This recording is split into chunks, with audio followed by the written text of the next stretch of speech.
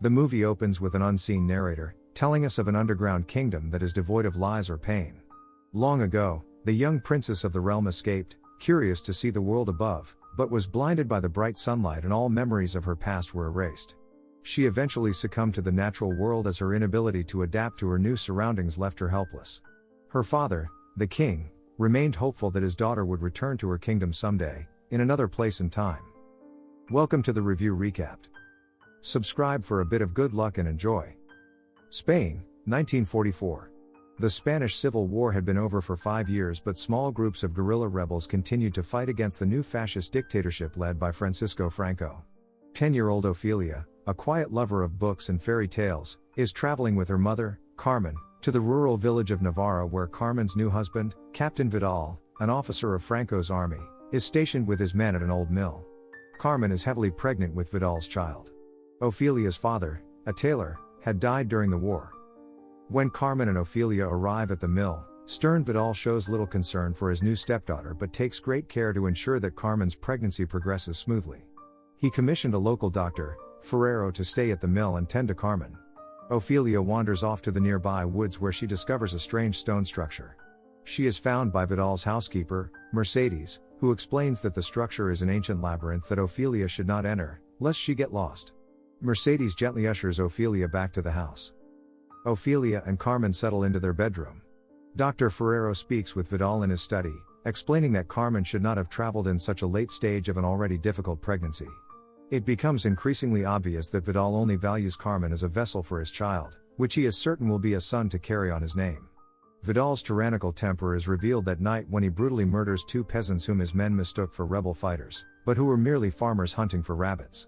Vidal realizes this after the men are dead, but blames his soldiers for the error, barking that they should learn to search these assholes properly before consulting him. That night, Ophelia sleeps beside her mother.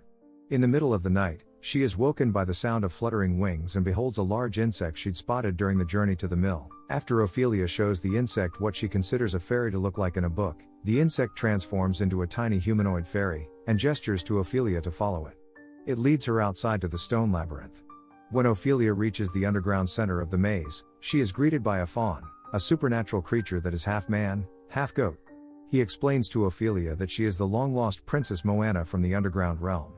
The faun explains that he had been sent by the king to bring her home, but that she must first prove herself worthy of returning. The faun presents Ophelia with a magic book that will detail 3 tasks which she must complete by the next full moon. The first task, he explains, is to retrieve a key from the stomach of a giant toad that lives beneath a fig tree in the forest. He gives her 3 magic stones which she must feed to the toad. He also tells Ophelia to look for a moon-shaped birthmark on her shoulder that identifies her as the princess. Meanwhile, Mercedes and Dr. Ferrero are risking their lives by secretly aiding the group of rebels hiding in the woods, one of whom is Mercedes' brother Pedro. Since Vidal had decided to starve out the rebels by keeping all available food and medicine locked up in the mill's storeroom, Mercedes and Ferrero must smuggle the goods silently in the dead of night. Both are all too aware of the sadistic violence Vidal inflicts upon those who disobey him. Captain Vidal is hosting a banquet at the mill for some local political figureheads. Carmen expects Ophelia to attend and presents her with a beautiful new dress and shoes for the occasion. Ophelia accepts the gifts with lukewarm gratitude, as she is distracted by the thought of the first task. As Ophelia prepares to take her bath, she examines the magic book, which informs her that the task must take place that day. Shortly before the dinner party, wearing her new clothes, Ophelia escapes to the woods. She finds the fig tree and crawls into the cavern below. She manages to feed the magic stones to the enormous toad, which vomits out its insides. Ophelia finds the key amid the sticky mess and departs. She returns to the house, her new dress ruined. Carmen sends her to bed without supper. During the banquet, Vidal's rigid views become apparent. He vows not to rest until every rebel is shot dead.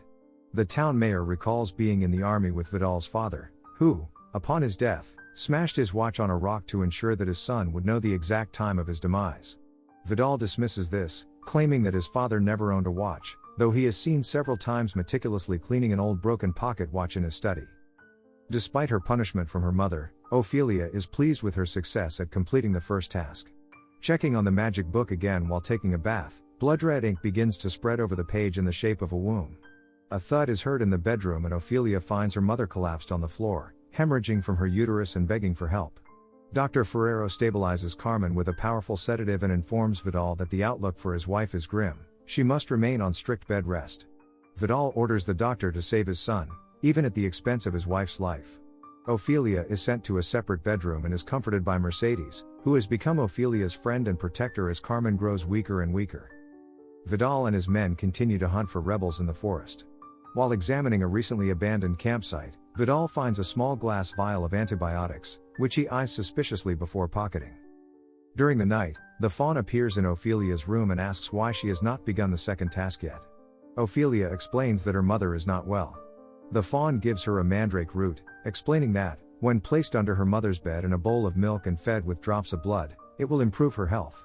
Ophelia obeys, feeding the humanoid mandrake under Carmen's bed with the blood from her finger. Carmen's condition quickly improves, and Ophelia is now free to begin her next task. That night, Ophelia is again visited in her room wall by the faun, who gives her instructions for her second task, which involves invading the lair of a feared monster and retrieving a golden dagger. Above all things, Ophelia is warned explicitly to not eat any of anything from the enormous feast that she will find laid out on a table within the lair.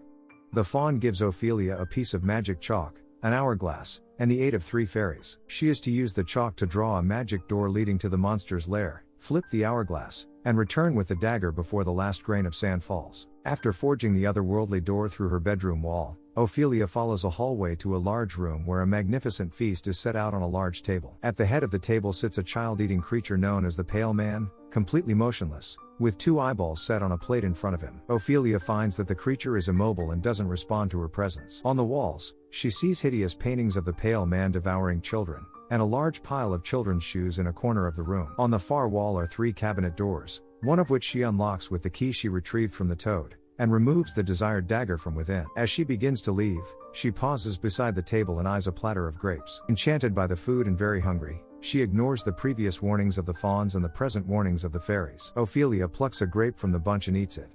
The fairies frantically try to alert her as the Pale Man jolts awake, inserting the eyeballs into sockets in his palms. Not seeing this, Ophelia eats another grape before she turns to see the Pale Man approaching her. The fairies try to distract the creature, but he grabs 2 of them and eats them.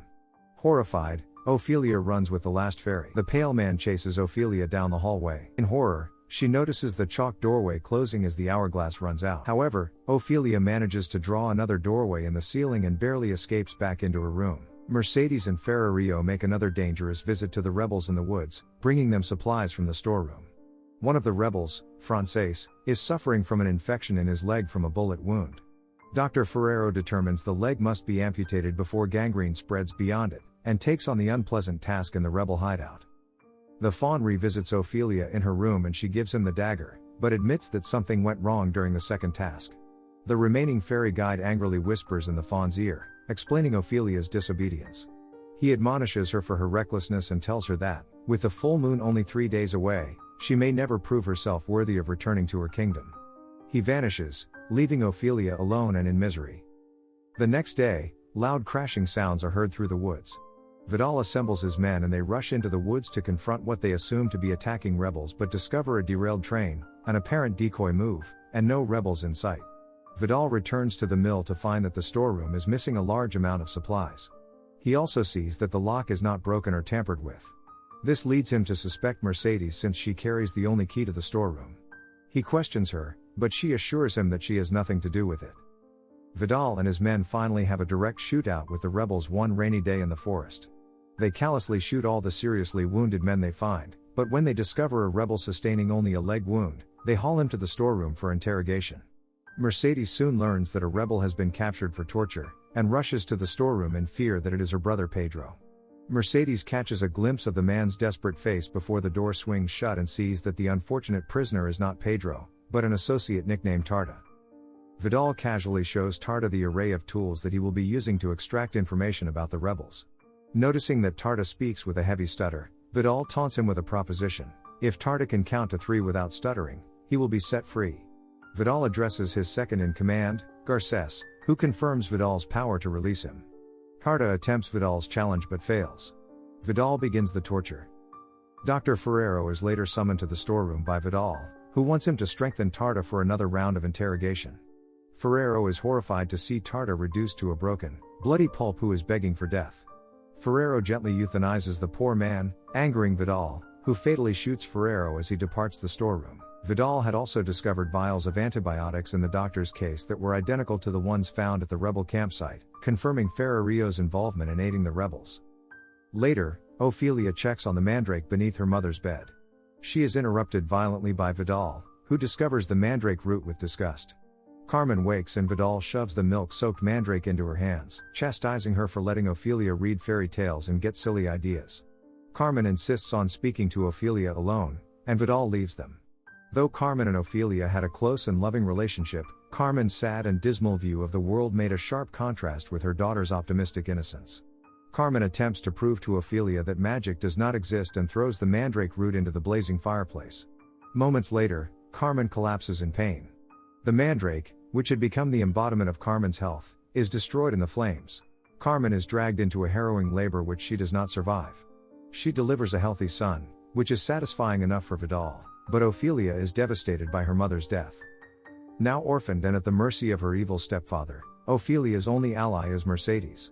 Ophelia admits to Mercedes that she knows that she and the doctor had been helping the men in the woods, but swears to keep the secret to herself. Vidal summons Mercedes to his study that night, casually musing about how the storeroom could have been opened so easily when she had supposedly given him the only key some time before. Mercedes, knowing that Vidal has discovered her secret, prepares to escape the mill that night. She stops by Ophelia's room to say goodbye but ends up bringing her along as the girl begs not to be left alone at the mill. Mercedes and Ophelia attempt to escape that rainy night but are quickly apprehended by Vidal and his men.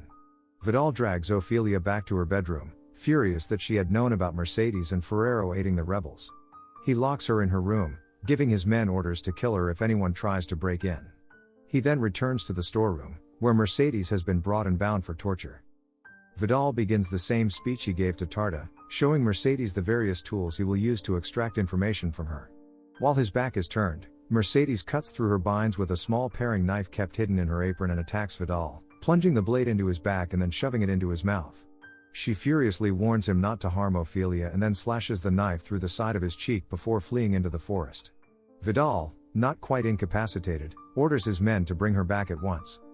Mercedes arrives at a clearing in the woods before several of Vidal's men catch up to her on horseback. Garces tauntingly approaches her, but a barrage of shots rings out from the surrounding trees, shooting all the men off their horses. The surviving rebels emerge from the woods, led by Pedro, who embraces his sister as she weeps with relief. Locked away in her room, Ophelia is visited again by the faun. He has decided to grant her one last chance to prove herself as Princess Moana. He tells her that the third and final task is to fetch her infant brother and take him to the center of the labyrinth. Ophelia escapes her bedroom using the piece of magic chalk and sneaks into Vidal's quarters where the baby boy is kept. Ophelia takes a bottle of sedative previously administered to her mother by Ferrero and hides in Vidal's room, watching him sew up the horrid gash in his cheek. While he is distracted, Ophelia drugs his glass of scotch heavily with the medicine. As he drinks, gunfire and explosions erupt as the rebels begin an attack on the mill. Vidal rushes to the doorway but begins to stagger as he begins feeling the effects of the drugs. Vidal makes out the bleary image of Ophelia standing in the doorway holding the baby, whom she had gently taken from his cradle. Vidal stumbles after Ophelia as she runs to the labyrinth with her brother. When Ophelia reaches the center of the labyrinth with the baby, the faun is waiting for her with the dagger from the pale man's lair. The faun explains that the full moon is nigh and that the portal to the underground realm, Princess Moana's kingdom, must be opened with the blood of an innocent. He says he needs a drop of blood from the baby and a pinprick to open the portal and return Ophelia to her true home. Ophelia staunchly refuses to let her baby brother be harmed in any way and insists she would give up her chance at entering the heavenly kingdom for him. Vidal finally catches up to her and sees her talking to nothing but air. He forcibly takes the baby and shoots Ophelia in the stomach before departing the labyrinth. As Ophelia begins to bleed out, she collapses onto the stone portal at the bottom of the maze. Her blood begins to drip into the portal, and she faintly smiles as her body becomes still. Vidal exits the labyrinth with the baby, only to be met by a score of armed rebels, including Mercedes, waiting for him. Knowing he cannot escape them now, he calmly hands his son to Mercedes, asking her to tell him one day what time his father died. Before he can finish his last request, Mercedes firmly assures him that the boy won't even know your name. Pedro then shoots Vidal in the face, leaving him dead at the entrance to the labyrinth. Mercedes and the rebels rush into the labyrinth and find Ophelia bleeding out into the stonework.